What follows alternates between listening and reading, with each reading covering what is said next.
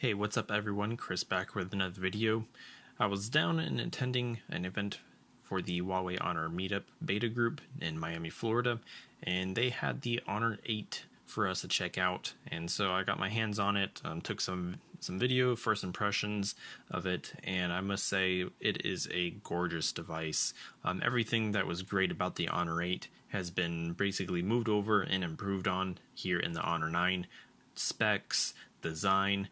The only thing that I feel they did wrong was removing that physical hardware multi-function fingerprint scanner button on the back and just moved it to the front and replacing it with just a single capacitive fingerprint scanner on the front, which is unfortunate. But this does have the Kirin 960 built in. It has 6 or 4 gigs of RAM, 64, 128 gigs of storage. This phone is an absolute beast. The back glass curves on the edges, so similar to the Samsung devices and the Xiaomi Mi 5. So it's very comfortable to hold in the hand. Dual camera setup, which is just improved with a 20 megapixel and 12 megapixel camera setup.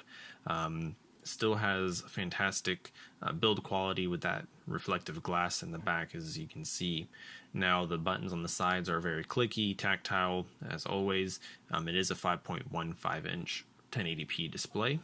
The UI is extremely fast, switching between apps, opening applications. That 960 really does really well here, as it is the same chipset that's found in the Mate 9 and the P10. So we know that that is a flagship quality chipset that's inside here, and with the multiple gigs of RAM, 4 or 6, it will keep apps loaded in the background. The camera setup is a little bit different as opposed to the flagship counterparts.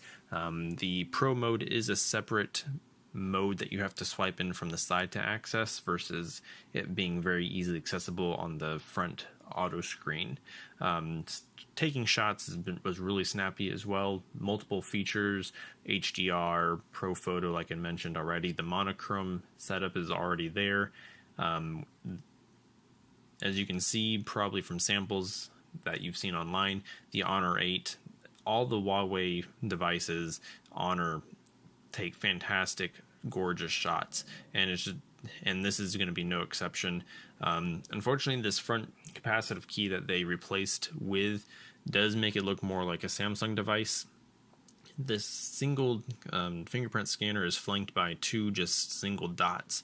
Now, unfortunately, those dots aren't too bright or big, so it is a little bit difficult to see just in even normal daylight or even in dark conditions.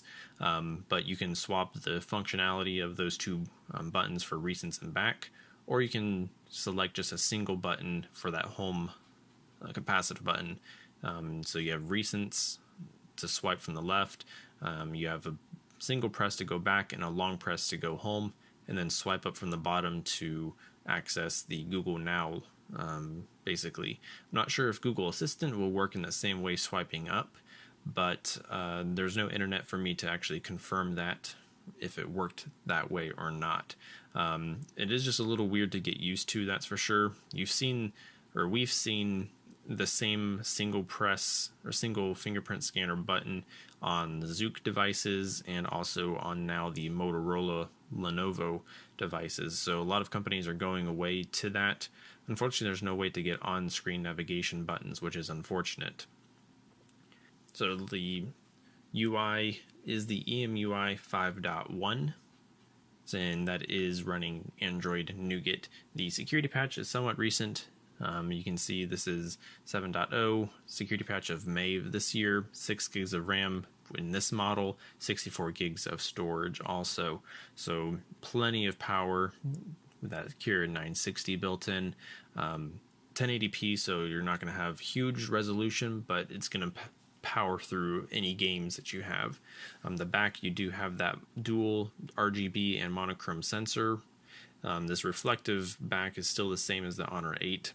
The curves, as you can see there, just makes it that much more comfortable to hold in your hand, but this device is extremely slippery, that's for sure. On the side, you have your micro SD card SIM tray slot, which does support 256 gigs of storage.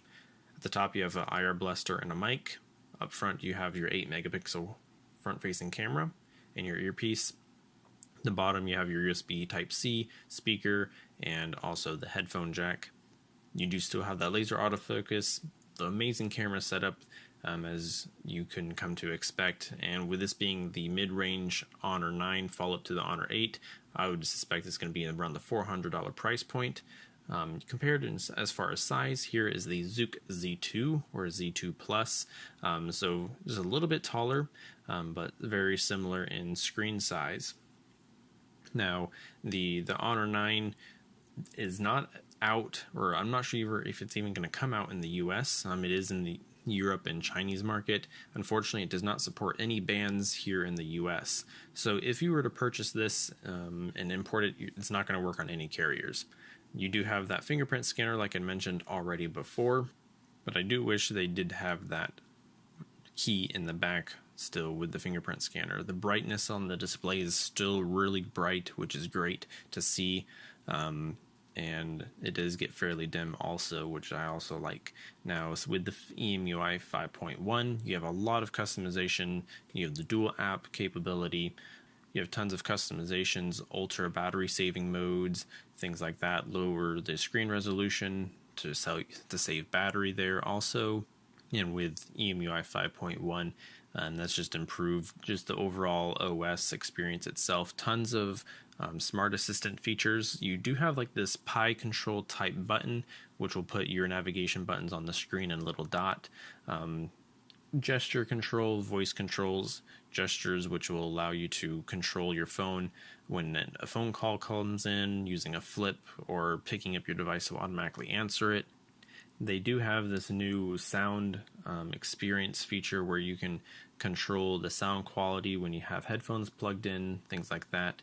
The display, you have the color temperature still, as you found in other of the EMUI devices, and then a ability to have your drawer or all of your apps on the home screen. So if you like your drawer for your home screen, you have that, or you can always just have your own launcher, since it is Android. Now, I really appreciate you guys for watching. If you guys have any questions or comments, feel free to leave them down below. This was Chris here at the Huawei Honor Beta Meetup. Subscribe, hit that like button, and I will see you all in the next video. Take care.